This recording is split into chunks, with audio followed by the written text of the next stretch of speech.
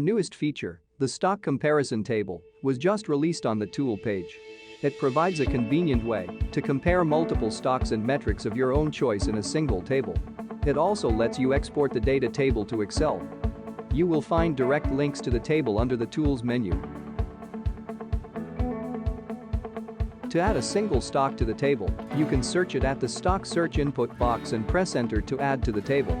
After that, the peer groups, for example, the competitors, can be included in the table with a single click. You can also press the Open button to browse and add a list of stocks from your predefined comparison stock tables or your own portfolios.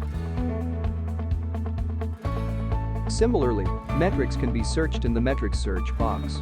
If you have no idea about what metrics to add, simply take a look at our predefined views at GuruFocus Views or your saved views at My Views. You can also find all the metrics we have by clicking Browse.